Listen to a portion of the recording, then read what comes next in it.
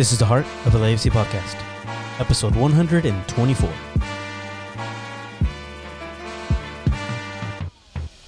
The City of Angels is black and gold. You are listening to the Heart of LAFC podcast. And now, here are your hosts, Jerry Jimenez and Josef Zacher. What is up? Welcome to the Heart of LAFC podcast. My name is Jerry Jimenez, your host, your friend, your insider into the Los Angeles Football Club. Thank you for joining Joseph and I for episode 124 of the Heart of LAFC. Mr. Josef Zacher, what's going on, sir? Oh, man. Just happy we got some football to talk about. Yep. Dude, a revelation out there, man. That was one hell of a day, I got to say. It was fun. It was a great time. And it was a good weekend, man. All overall, other than some things that we do want to talk about before we get to the fun stuff, the soccer, LAFC, and everything like that. We actually are going to spend some time here kind of talking about a couple of things that we can't just kind of glaze over. We were gone last week, and something did affect the community quite at large, and then also something that just happened recently. So, sorry, just taking a quick sip of my my coffee here before I start getting choked up. But Yeah. well, we're gonna start with the first one, which is obviously Kobe Bryant, his daughter. It's kind of weird, man.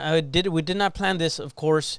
We didn't know this was gonna happen. There's been a whole bunch of little things here and there that kind of occur. It's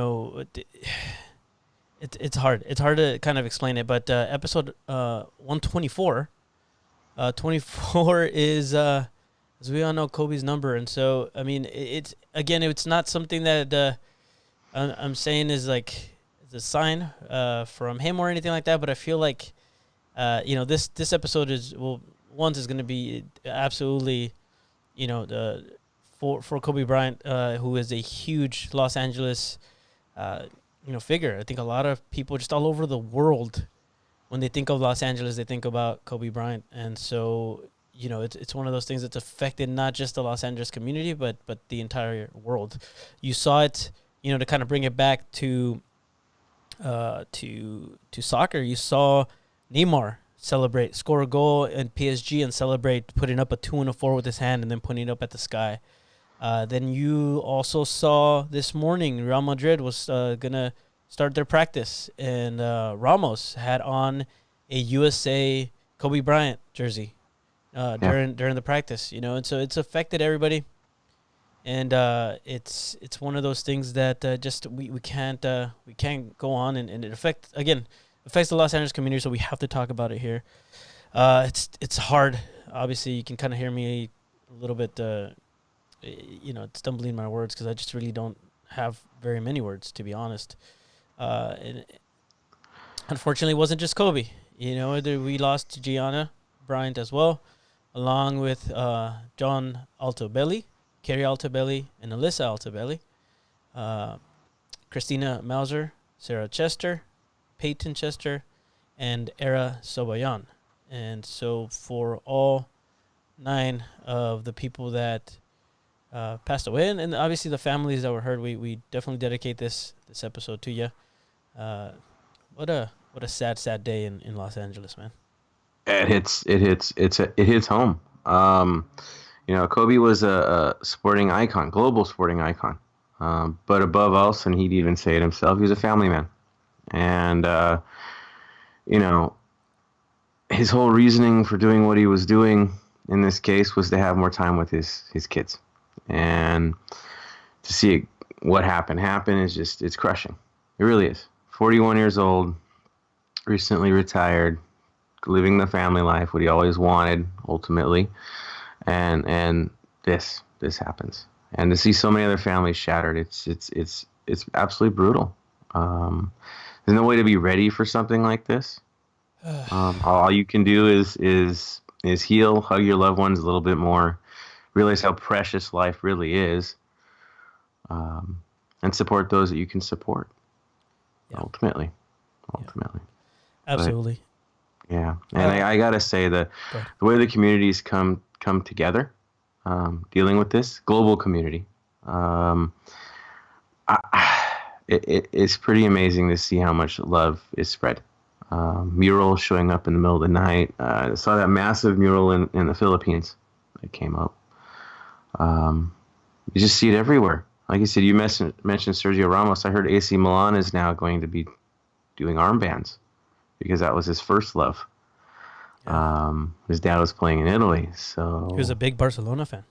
A big Barcelona fan, which is even cooler that Real Madrid would be paying their respects as well, right? Yeah. This goes beyond rivalry. This is humanity. So, our condolences to everyone, to the families. Again, there's 3 little girls, right? Gianna, Alyssa, and Sarah. I mean, they won't be coming back. Peyton. Yeah. Sorry, Gianna, Alyssa, and Peyton. Like what? Teenagers. Just kids. They're kids. Yeah. It's hard. It's hard. But the healing begins. And again, hold your family closer. Absolutely. Do whatever you can with your family. Take the time for your family. That's ultimately what we do. It's what you have to do. I saw obviously there's tons of video and footage and all sorts of things popping up of Kobe speaking and things that he said in the past that are just inspiring and kind of makes you feel maybe a little bit calmer after listening to him talk. So I found one that I really enjoyed that I want to share with you guys. If you're obviously listening on the pod, you're fine. If you can watch it, if you want on YouTube as well, you can actually see him. I'm not trying to make anybody sad. This is meant to be more of just a remembrance of Kobe. So with that being said, here's some words by Black Mamba. Hello, everyone. I'm so sorry I can't be with you tonight. However, I couldn't completely miss the chance to take a moment to share some thoughts with all of you. The lesson I cherish the most is how important it is to love what you do. If you love what you do and it's making you happy, all the hard work and perseverance will pay off. I once had a guidance counselor tell me that I shouldn't play basketball, that it would never amount to anything for me. His negativity towards me made me stronger. You can't stop people from trying to limit your dreams, but you can stop it from becoming a reality. Your dreams are up to you. I encourage you to always be curious, always seek out things you love, and always work hard once you find it. So with that, I'll let you carry on with your evening. Please know I'm thinking of you, supporting you, and encouraging you always. Peace. All right. Unfortunately, that's not the only loss that we have to talk about tonight. And this episode is going to be 110% dedicated to the memory of Mr. Jaime Calvillo. This one hits even closer to home, not just in Los Angeles, but actually in the North End in the 3252. Joseph, I'm going to let you take this one a little bit. I mean, Jaime and the Calvillo family, in the Cuervos, honestly, go beyond that. I mean, the heart and soul of 3252. Drummers, changing the game, playing their Aztec drums. I don't want to pretend I can pronounce how to say that drum or pronounce how to do it, but you got it better than me. But I will tell you this: from the first days, from the early days playing in the parking lot, they were there. The family was there. Yeah. Every game there, early. Taking the drums in to practice acoustics in the stadium while it was still being built to make sure it was right. That's how dedicated Jaime was, and his family still is. It's not going to be the same. That simple. It can't be the same.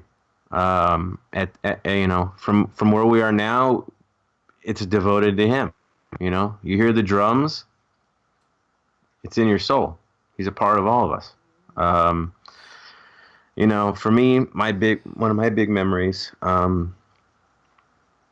was with my son at one of the viewing parties where the Calvillo family basically let my kid jump in on drums. And little Joey was playing and learning how to roll. And second half started, and rather than just kicking out and going, okay, we got to take over, I was going to step in and basically was like, no, let him keep going. He's inspired. And that's my big memory, to know where it came from them was here. And I think we all, if you knew Jaime, you knew it. You felt it. It was always real. And so this season, as far as I'm concerned, think of him every time you hear the drums. That's for certain. Absolutely. And again, dedications, ultimately it's going to be every game. That's how you have to look at it. Absolutely. And you'll see bigger moments that we're going to devote to him. But again, think of him every game, every time the drums go off. The Cuervos, who he belonged to, he was a big part, obviously, of 3252 and specifically of Cuervos. And the leadership posted up a few pictures and a little bit of words, and I wanted to go ahead and read that for you guys today. Jaime Calvillo was an integral part of our Cuervo family. He helped shape our identity with his passion for community, Mexica culture, and his Huehuetl. We have lost a great one. His spirit will live in each and every one of us that were blessed to meet him, and our echoing drums in the North End will remind us of Jaime forever. Rest in peace, my friend. And that's from Gil Torres. And then we have another one here. Jaime was a man of integrity. He was honorable and kind. I loved and respected him deeply. He cared with a passion unlike anything I have ever seen. He was an outstanding teacher and an incredible friend. The Cuervos and the 3252 were fortunate to share this journey together with Jaime. He'll forever be in our hearts and minds. Descanse en paz. And this is from Christian Torres. I did have a video. Let me see here. See if I can get us back on. I did find a video of him. He speaks in Spanish. I know that this is a English podcast, but I really think it's really important that you guys hear it from him, and then I'm going to go ahead and translate for you guys. Okay, so bear with me, but here we go.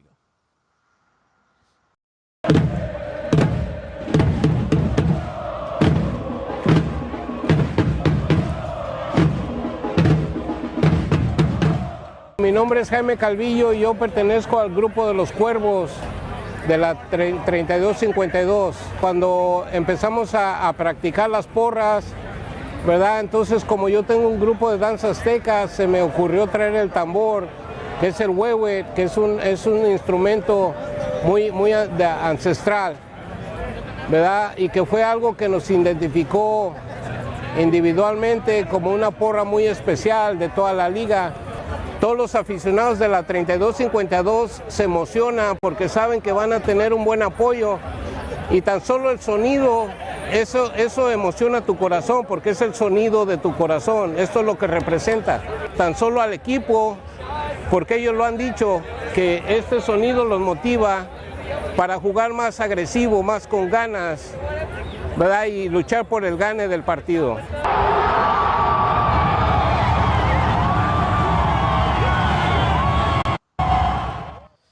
All right, and that was Mr.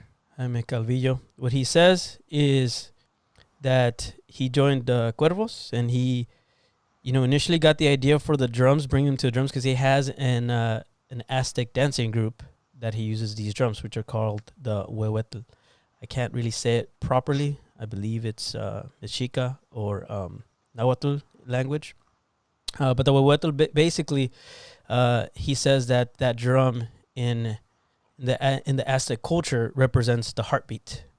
And so he brought it in, and he said that people just fell in love with it, that it really, brings a different sound, and it is what separates and makes the 3252 drumline unique, the North End unique.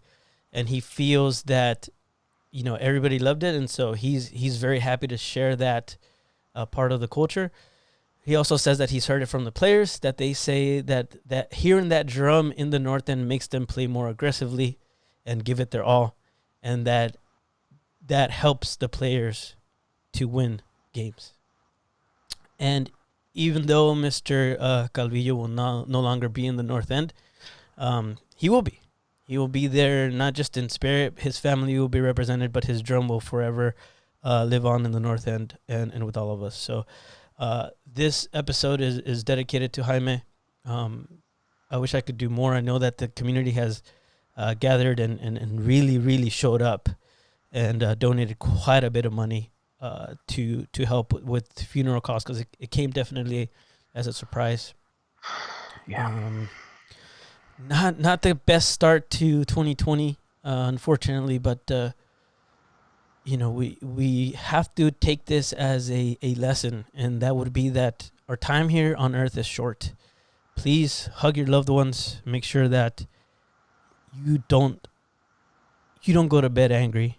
Make sure that you communicate with those that are around you that love you, and let them know that you love them back, because you never know when the last time you get to say that to them is going to be.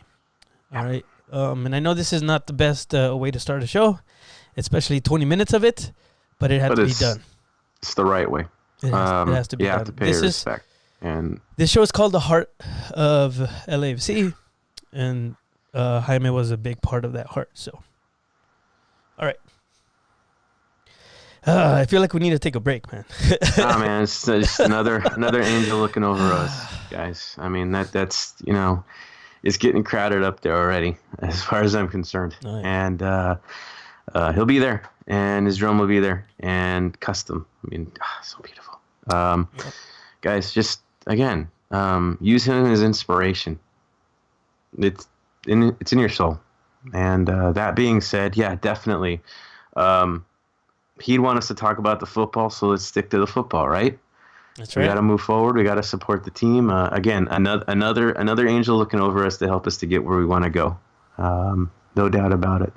He's looking over us. So let's do it right. Let's do it right by him and get into the football, man. All right, you ready? No doubt. Let's do it. Wow. It's time. Wow. Let's get into it. Wow. All right. Happy times, okay? Everybody, love y'all. So let's jump into this. Episode 124 is named Young Guns. And we have to start off by talking about the fact that we played a game. But before we even played a game, Mr. Zachary, we signed a player We did. by the name of Bryce Duke. Bryce Duke. So Los Angeles Football Club announced today that the club has signed 18-year-old midfielder Bryce Duke to a homegrown. I think that's our first homegrown player contract. That is our first homegrown player contract, yes. Yeah, after the club acquired his homegrown rights from Real Salt Lake in exchange for $50,000 in 2021 general allocation money. Yes. It says we have monitored Bryce's progress closely, and we believe that he has what it takes to succeed at the next level. That was by John Thorrington. We are delighted that he's chosen to start his professional career with LAFC as he continues to develop as a person and a player. Duke spent the 2019 campaign with the Barca Residency Academy in Arizona, tallying 5 goals in 13 games out of 12 starts. A product of Real Salt Lake Academy, Duke first joined RSL's youth system in 2016. In 3 years with the team, Duke knocked 16 goals in 59 matches played. On January 30th, 2019, Duke earned his first U.S. international youth call-up for the U18s ahead of the Under-20 World Cup last summer. That's big, man. Yeah, that's super awesome. I hope he quickly gets rid of some of that Salt Lake yuckiness. It's easy to get that funk off when you're in Southern California. Gotta get it off. Not hard. Yeah. So welcome Bryce Duke. He actually played, and we'll talk about him a little bit. He got a little knocked up too. There, he got beat up a little bit. Hits. Yeah. Knocked up. I guess. Yeah. Knocked down. Knocked down. There we go. Yes. I don't think he can do that. Okay. It will make some news. No. You never know. All right. So, yeah, man. On to the physical play, right? Yeah. Yep. Yeah. Okay. So now, right after that, it was weird because we were expecting obviously some news or something to come, before the game or during the game, or obviously we knew we were going to watch some players we've never seen wear the LA crest over their heart, and sure enough, we got that. But then we also got Bryce Duke during this. So 2-0 win for LAFC over Penarol. We're gonna go over this real fast because there's so much to talk about. I'm gonna go ahead and just direct you guys to all of our pod fam who covered it perfectly. Shout out to Defenders of the Bank who did a fantastic job on their latest episode. They actually went in and broke it down. We're not gonna quite break it down, so we're gonna give you kind of a quick rundown, and then I want to hear what Joseph thought about it. So, the Los Angeles Football Club earned its first win of the year after defeating Uruguayan side Penarol.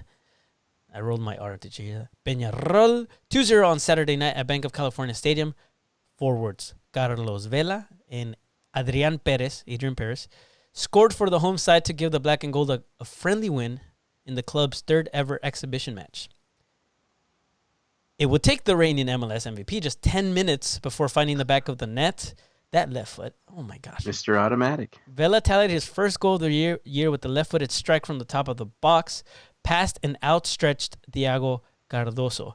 You can see the video of the goalie, Thiago, looking at the ball like, whoa, what a goal. Like he's actually enjoying the goal at the same time. It was like posterized all the way. Dang. Yeah. Paris would double the lead at the 40th minute mark when he rifled a close-range shot off a Vela corner. Which, by the way, for some reason, they did not give Vela the assist on that, but I guess it's because it's a corner. A total of 26 players saw the field for LAFC. That's right. 26 players saw the field for LAFC, including debuts from goalkeeper Kenneth Vermeer. My gosh, can't wait to talk about him. Midfielder Bryce Duke. We just talked about him. Additionally, 5 LAFC Academy players got their first minutes with the first team. LAFC continues its preseason matches on January 31st against New York City FC. So keep this in mind. Coming up here in a few days against NYCFC. And then they will host FC Dallas on the 6th of February and Toronto FC on February 12th. I believe these are pretty much all closed door. Except for Toronto FC. Except for and Toronto that one, FC. Basically, if you bought a ticket to the match against Penarol, you get to go. I rolled it too. I believe you get to go to that game. So yeah, that one's open to those who were able to purchase those tickets. So, by the way, we sold out a preseason match. It's just what? Yeah, we can talk about. Yeah, I that know if you it was want. a fishy sellout. I get it. It was not a full sellout. It was sellout based on what we had open. Yes. Yeah. So we closed off. There's a certain section of the stadium that was closed off. It wasn't a very big section. What it was maybe like 2,000? No, 4,000. Yeah, 4,000 seat section. The rest sold out. So it looked fantastic. dude, It did not feel North like a End looked preseason game. It didn't. freaking amazing. Definitely North End did was not feel packed. Oh yeah. So yeah, rare, in form from the start. So, dude, and the lights, man. You gotta say those lights. Yeah, it was great. Nobody was expecting it to go the way it went, and it went. And No. dude, that's again, our culture keeps building. So, yeah, we want to break it down to my assessment on this thing. Well, real quick, the 31st of January, the 6th of February, and the 12th of February, all games will take place at the Bank of California Stadium. I am not saying that you should go and try to watch from the outside, but you could probably do that. You might see it from the north east corner, maybe. No, I These don't know. parts of the game Maybe. from up there. Maybe, Just saying. possibly. It's happened. All Yeah. right. Yeah, go ahead. Break down. That being said, though, but the door will be open to you for the Toronto match. So it's like a 12 o'clock start in the middle of the week, so that's a little rough. But if you can make it, go for it. Yeah, that's rough. I know. I'm contemplating to see what I can do on that one. Yeah. Right. But that being said, back to the match itself. The scoreline is the scoreline. I'll be honest. I wouldn't think look it was at more that too about much. the individual assessment, Yes. seeing guys get a good run out, seeing who's healthy, seeing who's not, seeing who's got the speed, who doesn't have the touch quite yet. Seeing some players debut, seeing some guys out of position intentionally to see if they can adjust to the changes. And so some people totally stood out. Like, my gosh. And I'm going to start with a goalkeeper because, dude, I saw more in one half than I saw from other keepers in 2 years. Oh, yeah. So, Yeah, straight away. That Distribution. that first like run out to get a ball. Yeah, when you get to the edge of the box, and everybody's The like, North, the and North then End he's went just, and you see crazy. on the replay, and you're like, yeah, there was never any question he was getting that ball. Yep. Yeah, from behind, you're like, ooh, it was never close. It was very routine for him. No question, no hesitation. Isn't it nice to see a goalkeeper that doesn't hesitate? I'm just saying. I'll go there.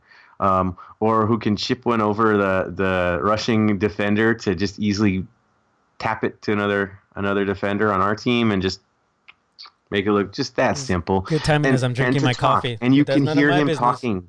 I'm just saying, you can hear him like yelling at his players and keeping things organized on guys that don't normally play in these positions together. But for some reason, they looked completely relaxed in front of him. Yep. Totally confident with and without the ball. Closing in a way where they would allow for a shot to happen out of confidence of whether he'd stop it or not. So they weren't over-committing onto a challenge. I noticed that, especially Jakovic. He seems super, super comfortable with Vermeer behind him. A lot more comfortable than I normally seen him. And Blackman, my gosh. Yeah. What an improvement. I mean, man, it just felt so different from Blackman. It felt like he's come like third season, right? Yeah. Yeah, he's becoming a veteran after 3 seasons. He played really well. Yeah, sophomore slump risk is gone. It's season 3. He looks super confident, and we're talking, we need another right back. We need another right back. We need depth at right back. We come into this match, and they throw Blackman in the middle, and they throw Latif out right. Okay. Yeah, Latif playing right back there for a while. Scared me a little bit, but I was like, what's going on here? Yeah, doesn't he always? Really, like, the way I see it with Latif is defensively, he's always going to scare me at that position. But in terms of distribution and burning people from that position, it's kind of fun to watch. Yeah. There was one play where he burned a player from Penarol, and the guy just took him out because he just didn't feel like running anymore. I thought it was hilarious. He's like, I'm gonna knock him to stop the play. Forget it. I'm done. But of course, Latif set up the goal with Vela. Nice little give and go and easy pass, and Vela got to get into his office and do what he does in his office, as always. Mm-hmm. But yeah, for me, Latif was good for the day. Some shaky passing, but ultimately a benefit on the day. El Munir stood out to me big time when he came in. Again, looking good on the press, finishing. Hey, at least he's taking the shots. That's the way I see it. He's comfortable taking shots from where it's at. Did it hit? Not quite. But one will, if he keeps that up. Harvey playing in the middle was a little interesting. Mm-hmm. That was interesting. And then really the big show. Brian was a little bit for the day. He didn't seem entirely comfortable out there. I don't know what your take on him is, but I just, the speed is there, but it just seems like decision making was still not quite where it needed to be from him. I'm sorry, who? Rodriguez. No, he had an off night, and I still think that I think he just needs to get one goal in, and then he'll be comfortable. I heard the boys from Defenders too say that, but it's partially. I think he looked like he was trying too hard at some point. Like in the beginning of the game, you could see he was coming in hard on guys. He was losing the ball. He was trying to be all like show offy, and it wasn't working. He got frustrated, and then he was just not. It didn't feel like he was very comfortable. On the ball. Might have been because it's his old club. Maybe that got to him a little bit. He's also playing out of position yet again this year. That's true. I mean, let's be honest. If he goes on left, I think we see another story from this kid. But he's gonna have to adjust if he wants to play. He's gonna have to adjust to playing in another spot. Absolutely. So, yeah. Adrian Perez. Yeah, you know what? He's in the right place at the right time. Uh-oh. There we go. Are you plugged in? Are you supposed to? Wi-Fi is going crazy, like I told you. Okay, Fun stuff today. Sorry, guys, if you're listening. Sorry about that. That was a remix. That was we were remixing. The voice. Joseph's voice. Yeah. Should So be as I fun. say, Adrian Perez, like, he makes his runs. He does what he does. He's showing reserve striker capabilities, and he can finish when he has to. Javi Perez looked hungry as hell. Like, there's a hunger in that guy's play today, or that game. Even in warm-ups, we were watching him tune up, and we're just like, oh my, there's weight behind everything he's doing. Yeah. He looks healthy, right? He looks 100%. I think if he keeps playing at that pace that he wanted to play in the match, we're going to see some good things from him this year. Yeah, you could see it. You could definitely see it. Dude, the left back is going to be a war. I don't know. For starting that left back, that's going to be a war. Yeah, what'd you think of Diego? He looked great. Yeah. I was happy. What'd you think Super of El happy with Munir? the way he was playing. El Munir as well. Again, Dude, I'm happy with both. Yeah, El Munir was fantastic. He almost scored.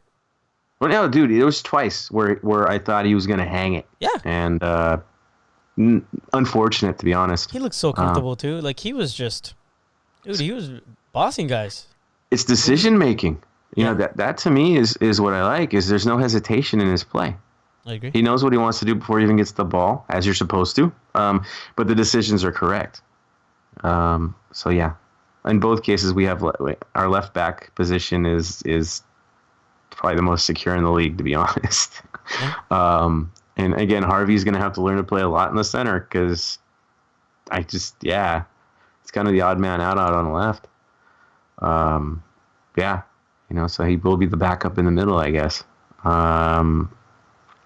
Guido got some time. That was nice.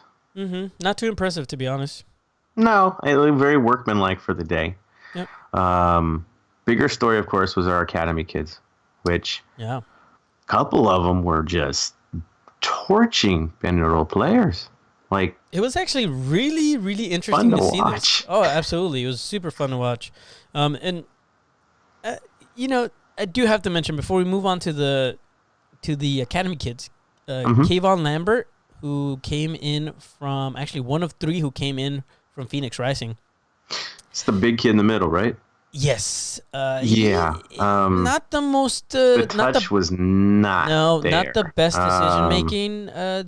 On the night, he did give the ball away quite a few times. Actually, a lot of players gave the ball away. To be fair, but I feel like Lambert did it a little bit more than the rest. First touch was heavy. It was bad. Him, Jordan Schweitzer, and Junior Fleming came from Phoenix Rising. Which, by the way, Jordan Schweitzer in the 90th minute goes in and gets a yellow card. I think he went and fouled. He got a yellow card. He went and fouled the Penarol player.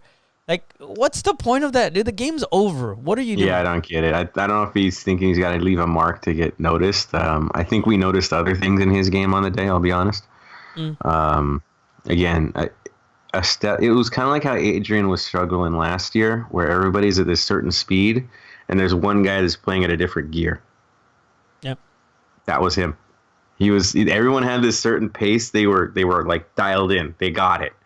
And then there's the one guy that looks like he's playing a different system. Yeah. That was the guy. That was the guy. That was the guy, unfortunately.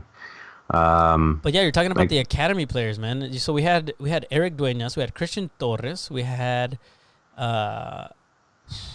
else did we have? Oh, Tony Leon and Diego Rosales, who played on the night. So 4 players out of 5. One of the players couldn't actually make it into the game because he hurt himself during one of the practices. And so they didn't want to risk it, and it just didn't make any sense. And so he didn't make it in. But, man, these academy kids look fantastic. They did. Okay, first of all, they looked like there was a bunch of little, what's the word I'm looking for? There's a lot of little Latif blessings running around. They were very short and fast. And you could tell as they went up against one of these guys from Penarol. Yep, that's an academy kid. From far away, you could tell. Yep, look, those kids. Oh, the size. Yeah, the size was very obvious. And then, of course, the Penarol players are 10 feet tall, so that doesn't help either. I was going to say, but then you saw them actually touch the ball. Oh, my goodness. These kids are fantastic. Yeah. Dueñas was great. Torres was great. As a matter of fact, I think Torres had like 3 shots on goal or something. There was one, oh, he was so mad. He got I so know. close. I It saw didn't that. turn out, and he was super frustrated. And we were down in front. And we are yelling at him like, oh, no, man, that was the right thing. You did the right thing. It was the right move. Keep doing it. Keep doing it. And he was pissed. He was pissed. But in the right kind of way, Yeah. right? Taz Saldana, dude, you, sir, I know. We need to talk to him. We need to have you're him a on the show. genius. We've been Yeah. trying to get him on the show, but it just hasn't worked out. And then, Oh, my. then we Like, gave what up. you're doing, what John's doing, with getting the kids integrated in training sessions, the future looks very bright for LAFC. Oh yeah. You know, for sure, at least one of these kids is gonna go all the way up. Like maybe 3. But I mean, they looked the part, right? At least 3 of them to me looked like, yeah, this could be, which is Absolutely. amazing. Usually, you'll get one for a very long time, maybe. But there's 3 kids out there that. My word. Yeah. It was beautiful to watch. Only the best for these guys. Keep it up. Absolutely. But yeah, good times. Good they times for had- us. That was the real story of the day, ultimately. Yeah. Well, and then you're looking at some of the stats, and of course, these don't matter. But 10 shots for LAFC on the night, 13 for Penarol on target, 7 for LAFC, 3 for Penarol. Saves, we had 3, they had 5. That kind of tells you a little bit there. Man, 2 of them from Vermeer, actually, that were fantastic. That free kick? Mm-hmm. Fouls, 10 for LAFC, 9 for Penarol, so not too crazy. Corner kicks, 4 to 5. Yellow cards. This is where it got a little bit more interesting. So we had 3, they had 1. And the one that they got was given to, actually, I don't know, it was Kevin Lewis for Penarol and Adama Diamante, because they got into a little bit of a scuffle there. Shoving match there. Shoving match, and then everybody jumped in. It was a not very friendly at the end, a little bit there in the 80th, about 10 minutes before the game ended. I mean, it's frustrating for Penarol because you could tell they were, obviously creating opportunities, but we were man marking like crazy, man. It was 3-4 on it. It was tight. As soon as they got the ball, if it wasn't like freed up by what's that number 10 that they had? My goodness, Facundo. Mm-hmm. Let me look him up real quick. Some composure Palestri. from him, right? Facundo Palestri, who by the way is very young. That dude deserves to be a number 10. He looked great, and that is somebody I would want to be looking at. I know that's not necessarily who we're looking at. I think it was Rodrigo Abascal. Is that who? Yeah. Yeah. Or Fabricio? No. Who are we looking at? There was a guy that was playing. Yeah, that we're getting a look see from the kid. Yeah. He was Rodrigo, right? I don't know. Somebody help us. I don't know. in I the was chat looking right more at now. their center backs, going, Yeah. Okay. Yeah. Okay. I was looking at like, oh my, You're like, looking at a need. dude. When one of the academy kids was covering number 6, I was just laughing. Like, dude, this is if they serve it to him, it's over. Like, Yeah. this is getting funny. Yeah. So. But Yeah. Go ahead. that was me. That's what I saw. That's what was impressing me is the size of their back line, and they actually were fast enough. Yeah. They'd kick ass in our league. There's no doubt about it. Oh, sure. But again, the price is going to be way too high, right? So Yeah. that's why we go for the young ones. Yeah, my assessment overall is don't take too much from the game itself. Look at the individual performances and looking at how players adapt to Bob's system. And I mentioned to a few players or a few supporters when I was down in the bottom, I'm seeing an LAFC system now, not a clone of something else. We have a thing. We have a style. We have a push that Bob has, and it's ours now. There's definitely a system in place that's an LAFC system. Absolutely. Yeah.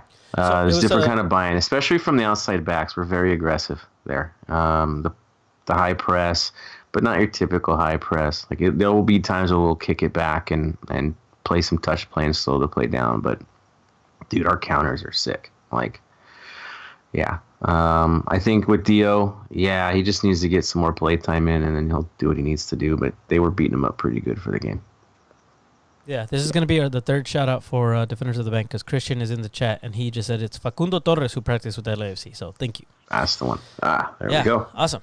Well, and shout outs, by the way, to everybody in the chat room. I'm seeing what you guys are typing, but there's a lot of things we're not going to talk about that you guys are talking about. Like, for example, did Vela gain some weight? Who cares? We're not going to talk about that. He scored a goal. That's all that matters. Yeah, he gained all his weight in hair. Jeez, seriously, man. What's up with I'm good with the hair, man. Now I get the beard. I don't know about the ponytail thing. Whatever that is. It's a little... Happy wife, happy life.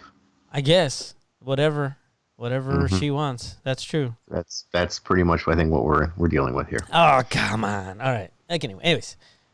Anyways, it was a fun match. It was a 2-0 win. Again, I would agree with Joseph. Don't take too much from the scoreline. Take more about the individual performances, the fact that probably a lot of those guys, I'm not going to say how many, I think a few of those guys are not going to be in this squad come the start of the season.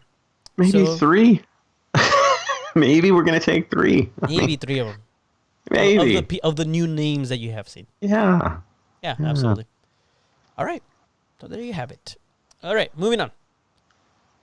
I wanted to address this really quickly because everybody was asking, and I myself was wondering this, Joseph. Why in the heck was this game not streamed? What made it so difficult for this game to be streamed? I guess people had to watch. I believe Penarol actually streamed it on their Facebook. Did they? And that was the only, I guess that's what I keep hearing. I can't find it. I looked for it and I couldn't find it anywhere. So unless they streamed it and then didn't repost it, or I don't know what I'm doing. Couple interesting things I noticed. One, no large scoreboard. No stats. Yeah. No, I kept that on the sideline. A part of me thinks it's more on us with that because, again, we're trying out academy kids. We're trying out a lot of new faces. And if the scoreline goes sideways, which, again, who cares? Who cares? But, do we really want to have these guys featured on TV that we're trying to sign to contracts? Because if they do something super out there and the whole world sees it, price goes up everywhere, right? Honestly, I think it's just more for privacy. Again, it's up for us to see, us to do. But yeah, I don't expect any of the preseason games to get any airing. That, and I'm sure Leon was scouting, right? So do you really want to be up there for replay all the time? Got it. That's probably part of it. Okay, but I reached out to a couple of people, and I got some answers. And it does look like it came down to a rights thing, which is basically a nice way of saying it's money. It was a money thing. It apparently did go above the club level. Now, this is coming somewhat from the club, so I can't really say that that's covering. I kind of like your explanation a little bit better. This is what I got from them, is that it went above club level, so LAFC themselves couldn't do anything about it. The club was pretty much even ready to use the in-stadium cameras if they had to. The cameras that they show on the Jumbotrons, the replays and all of that. So they had the ability to do it, just like they did for the Open Cup. But it was not LAFC who stopped it from happening. It was basically a league. It was a rights thing. That's all I could really pull from them is like, I didn't get too much information, but it's this. So I guess they kind of kept it a little bit to kind of, I don't know, find an excuse. There's not much history of preseason games getting aired. It just doesn't happen. Yeah. It's a rarity. It really is. It really is. So there you go. That was your answer for that. Another really important thing that we need to talk about, CBA talks. Joseph, you and I kind of discussed this a little bit. Apparently, the things have already been set up. However, if you're listening on a Tuesday, today's a big day. Yeah. So, basically, the current deal expires on the 31st. But if things are in good faith, I don't see the Champions League games getting interfered with. It's if there's not progress being made. That's a bargaining chip still. It is. But from the people I've spoken to, it's functioning as if it's all going to work out. And I think if they're close, CCL games happen. The hard deadline is February 1st. That's like the hard hit. The first opening weekend, that's the hard hit. that's what they're focusing on is MLS. Yeah, you have to remember that the current deal expires on the 31st of January. So basically February 1st would be like the beginning of the new deal. And so, yeah, that makes perfect sense. So if it doesn't happen by then basically they're operating on the old contract, and it goes all the way to opening day. So Champions League should, from what I'm hearing, should be something that'll work out unless somebody decides to play hardball, which it doesn't sound like anybody wants to. They want to get things done and get things fixed. Yeah, why would they? Compromises in the air. That does sound like there's some progress. So, progress. Even when I was at the meetings in Baltimore, MLSPA representatives came out and spoke with us. Had a good talk. Players Association, PA. And so they came out and had a good talk with us about it and said, yeah, everything's on the line, but we're operating as if it's all going to work out. You have to. And so the players are going to do what they do. Flights are getting booked. You have to function as if and act in good faith, because everybody knows that there's a massive TV deal coming down right after the thing gets signed. Like, the timing's terrible. So you have to assume that the league's going to get this infusion of money, but the players don't even know what that money is. That's the hard part. Yeah. And then, the sticking points, the flights, the charter flights are massive. Free agency, clarity on contracts. TAM and GAM is confusing for the players as well as the agents as well as the clubs. And it's getting a little bit to silly season with that. But we're talking about silly season and chartered flights, Joseph. You noticed that Atlanta United chartered a flight for a dog. Yeah, it's okay for a dog, but not for a player. Mm-hmm. Where's the pecking order here? So dog more important than Josef Martinez? Like, well, Josef Martinez was holding the dog, so Joseph is like, it's okay. Oh, so he gets the flight, but the other guys don't. Well, I don't know if he flew. Did they have to dump Gressel to afford the flight for the dog? Yeah, they actually, and Peerless, what's his face, to Cholos. Oh, did Gressel go into DC United? Is that what's happening? Yeah, it's pretty stud move by DC United. That was yeah. What is Atlanta United doing? And then, the Atlanta United Twitter was very upset about this, because not only did they basically announce that Gressel was gone, they immediately posted about a new player that they got, which is the gentleman from Columbus Crew, or I think he played actually in USL. But he's the one that scored the goal and kept Atlanta from the playoffs, if I'm not mistaken. And so, and now he's an Atlanta United player. So they weren't very happy about it, the way that it was communicated. And they're like, come on, at least give us some time to mourn the departure of Julian Gressel, apparently a very important player in their squad, which, yes, he was fantastic. Yeah, critical player. They're going to be hurting without him, to be honest. Well, yeah. Good for them. Good for us. Yeah.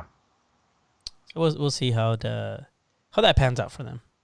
Yeah, I mean, come on, it's Bocanegra, right? He finds people. Yeah. Those guys, they're just as aggressive, if not more, sometimes than us. To me, Atlanta and us, we kind of have this vibe. It's very similar to the way our clubs operate.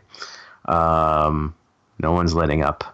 No. I think as time goes by, our two clubs are going to be really standing out above everybody else. So, because of the aggressiveness of the organizations. So, yeah, watch them. They're watching us. They're all good people. I know if you travel there, you're going to be treated like gold. I've had some great conversations with their supporters. It's both ways, both directions. Good people. That's great. So there was a couple of people, before we do move on, I just remembered that we were going to kind of touch on this. Mm-hmm. And just really quickly, just because it's like, what happened to BJP? Or BWP, I'm sorry. Bradley Wright Phillips. Wasn't there? Nowhere to be found. So I jokingly have said, if he doesn't end up with us, he'll probably end up down the street. He's got to find a contract. Honestly, I have a feeling he wanted way too much, and we went, yeah, no. Yeah, no. You're a gamble. We don't know how healthy you are. Sorry. Well, Okay, and a lot of people are saying it doesn't mean that he is gone completely, but it's a pretty. It's looking that way for sure. I mean, we didn't even see him get a look-see with us. Like, No. nah. It kind of reminds me when Rossi was in town.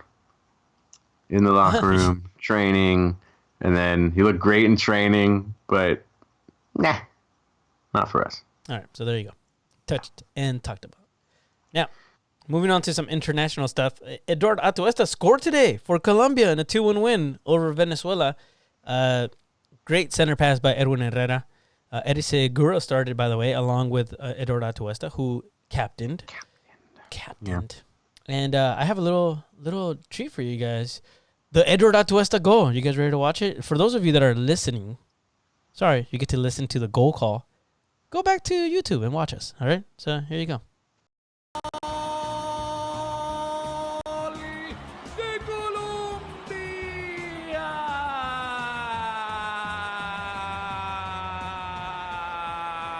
En 71 minutos apareció un centro mágico con una precisión telescópica. Arriba para venir a Tuesta, lo pone en el fondo. A Tuesta, estás nítido. Sí, nítido. Gana Colombia 2. Fantastic goal.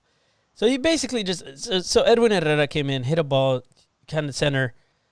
Just Eduardo Atuesta by himself basically runs up to the ball and just puts it in the back of the net. You could see the Venezuelan players were not expecting that. They're just kind of looking at each other. They look over to hopefully get a offsides call because no one moved. It was a pretty interesting goal, and it was a good one. So that puts Colombia over 2-1 over Venezuela, and this is in the pre-Olympic qualifier, so it's to make it into the Olympics.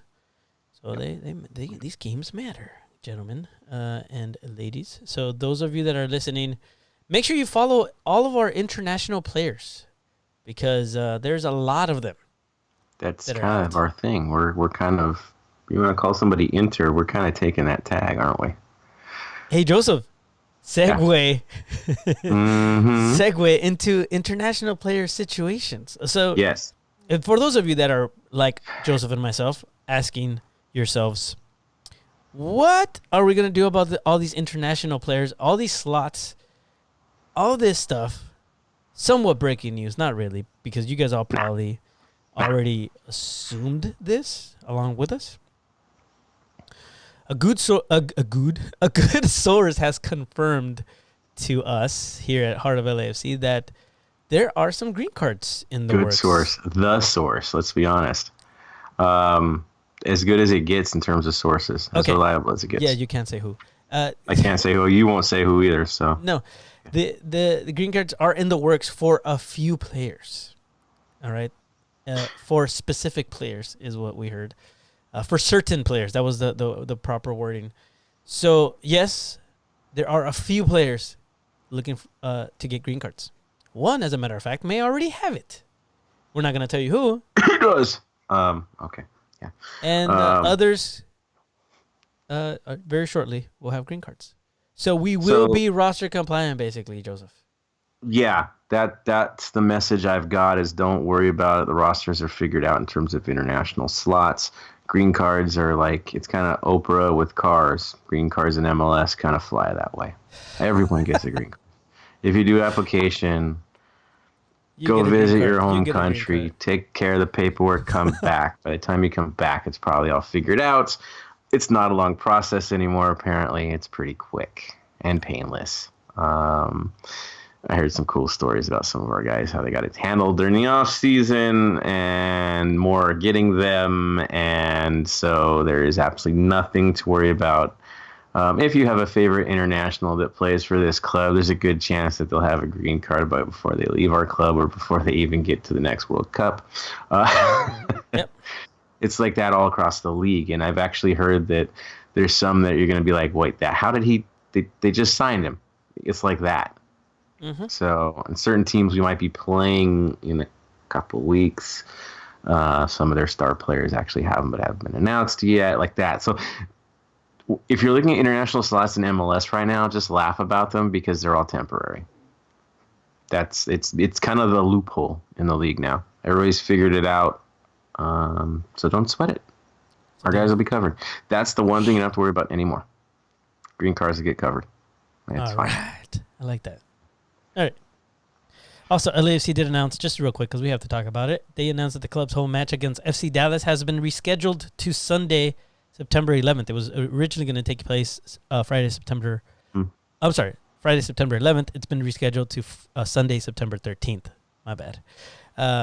It will kick off at 7 p.m. Bank of California Stadium against FC Dallas again on the 13th, not the 11th of September.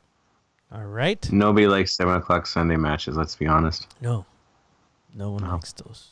Is there anything for you to add to that, Mr. Sacker? It is what it is. I think it's because of the popularity of our club that they want us on a weekend. Sure. That makes Ratings. sense. Yeah. Hey, I do have one more surprise. Mm-hmm. You ready? We got a voicemail. Oh, Lord. We got a voicemail. It was an Ox. Ox didn't. What? I thought it was Ox. I thought he was Slipping, going dude. to. I know. Slipping. What's up, Ox? He's here, by the way, right now, listening to us. He's going to want to call in right now. Slipping, Ox. Don't call in right now, Ox. If you call in now, we won't get to hear it till next week, so deal with it. Yeah. No, this is from 424. Culver City, I think? Let's see what he had to say. What up, boys? Culver City out here. What a night back at the bank, you guys. It was just a feisty game. What a great warm-up for Champions League and this international match. The energy from the team, from the 32-52, was just outstanding. It was just a great start to the year. You know, blessing setting up Vela for a goal. Man, you can't get any better than that. And then later I saw on social media a picture of Josef with Vermeer after the game. And then I noticed, Joseph, you can see your daughter in the picture looking up, which is pretty cool. And it's really super cute. And of course, you know, when you think of daughters, you think right now in LA with Kobe and Gigi. And it's just so sad, you know, rest in peace. The strength, the invincibility that Kobe represented of LA. So I think we all feel this one. And it's just a time to, you know, love your loved ones. Reach out to someone you know and let them say, hey, how you doing? I love you. And hopefully we can keep that spirit of LA going. You know, that makes me think of the youth academy that we had, the players coming out, Duenas playing it right back. It was such a special moment to, you know, see those kids play and play on the big stage and everyone cheering. And then they get to do the sha-la-la. Oh, man, it was just, you know, such a great night Saturday. Obviously, Sunday was tough. But I just want you guys to know that I love you guys. Dale Black and Gold, and Vamos LAFC. Take care, everyone. Nice. Thank you, sir. That just reminded me of a few things I do need to shout out. I was going to say full circle. It's good Perfect. stuff. No, we're done. We're cutting it off right there. That was a perfect ending. I'm just Boys from Defenders. The family from Defenders. Right. As some of you probably heard, my daughter decided to hustle World Finest Chocolate at the tailgate. And, cute wins the war, right? And the defenders of the bank fell for it. Dude, Defenders of the Bank actually took her to the tent and let her sell from the tent, like that. She took over. It was hilarious. Philly and the scarf, you guys rock, dude. That was hilarious. The scarf just pulled her on. Oh, it was fun. And then she, LAO, shout out to you guys for throwing way more than what the candy was worth to make sure that she got covered for the day. And again, the LAFC 3252 family once again over the top. Amazing. And it did feel, you probably had the same feeling like it was like back to school. Oh, yeah. First day back at school. I got to go check my locker to make sure it still works. But you're running into everybody you haven't seen in a few months. And it's kind of like, hey, like everywhere you go. And it's so tight knit. It's so fun. It's just, we're in season 3 and everybody's kind of been around each other that have had their season tickets from it. It's the community just keeps building. It's too cool. Oh, it looks like it was Al who left us that voicemail. Al Hopkins. Awesome. It's Al Hopkins. Thank you. Yeah. Okay. Yeah. Cool. I didn't get that from the message, so I appreciate that, Mr. Culver City Al. I think he said that. Is that what he said? Yes. Oh, okay. Yeah. I don't know. I'm terrible. Dude, at this. again, everybody like The fam, dude. It was It's just awesome. great seeing everybody again, and then my crazy moment of stealing the TSG flag. That was a little bit different and cool and awesome, and never leave a group down, right? Yeah, it was an odd situation where a scarf or a flag was going to get left behind, and I just happened to be the guy standing there, and Ben's like, "Hey, we have a guy carrying 2 flags. You down?" Of course, I'm down. It's our group. Nice. Right? That's what you do. Yeah, heck So, yeah. Yeah, we saw you. We saw you. Everybody was like, "Hey, look, I can see Joseph's back," and they were like tagging us on pictures of you. And I it's like the Where's my Waldo buddy, moment, right? I looked over at my buddy Travis, who was with me, and I was like, "Look, it's Joseph." And he goes, "Where?" Dude, I was like "What is he focusing doing on over like Jimmy getting ready up top and like getting people situated below the capo stand, and then Ben's like pointing at me like, you know? Yeah. All right. Oh man, that was great. That was a fun time, and again, it brings us, man, full circle to just how awesome and why we do this podcast. And again, the name from the beginning was Heart of LAFC because the supporters are the heart, and that's what this is about. So yes, we do recaps of the games. We try not to concentrate too much on that, but as you guys know, Joseph is just great at doing those, and we also have to touch on what's going on in the community and everything like that. Mm-hmm. So that is, what makes me the happiest and what makes Joseph the happiest and what really, drives this podcast. So please, with that being said, reach out to us. Let us know what you want to see out of this podcast.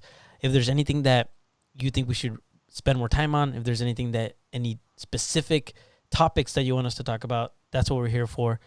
In the beginning of this podcast, I used to say, actually in the beginning of when I started this podcast, not this specific episode, but back in 2016, I used to say, this is your show. And what that means is that you have the power to control what we talk about.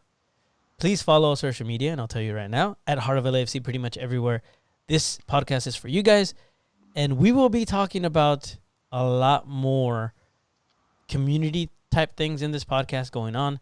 You see the podcast family, the pod fam, growing, and there is a lot of awesome content out there, and we're going to try to cover it from a different perspective from everybody else. I think that's what makes everybody unique and makes this family so awesome, is that everybody has something to add. So that's it. That's it for me. Joseph, is there anything else that you want to add before we go, sir? Shout out to Mark and Lindsay for pushing the NWSL. Keep it up. You have our full support. Again, shout out to Philly and the Scarf for going live a bit for the match. That was fun. Shout out to FCFC for the Chaos episode that's in the making.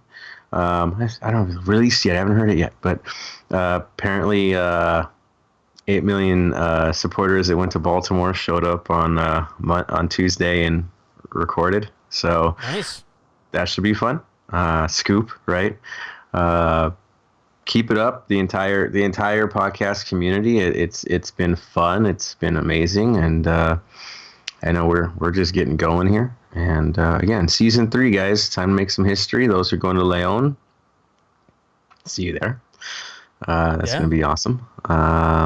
More news to follow on that front, and there's some charity events you're going to hear about soon too. So, bring it. Let's do it. Better than ever. And it was we kind of started this show on a sad note, and we're gonna have to end it on a little bit of a sad note, but with a little bit more clarity and happiness of the fact that we were gonna have an angel in the north end now watching over us. So Mr. Jaime, I did want to do a quick moment of silence for him. I should have done it in the beginning, and I apologize for that. It's just my mind was all over the place, and so I'm sure you guys understand. So we're gonna do it now. Okay, so for the next couple of seconds, just ask that you give a moment of silence for the memory of Mr. Jaime Calvillo.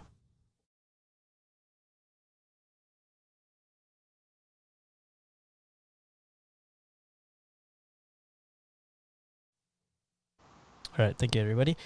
That's going to do it for us, man. That's it. I don't have anything else to add. Love you, Jaime.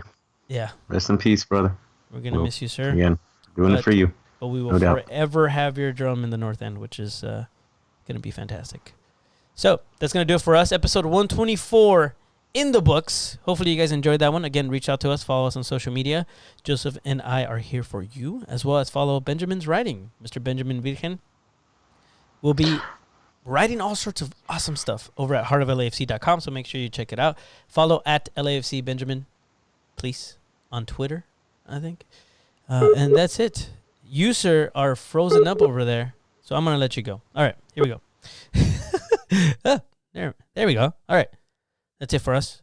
For Mr. Joseph Sacker, my name is Jerry Jimenez, and you're listening to the Heart of LAFC podcast. Stay golden.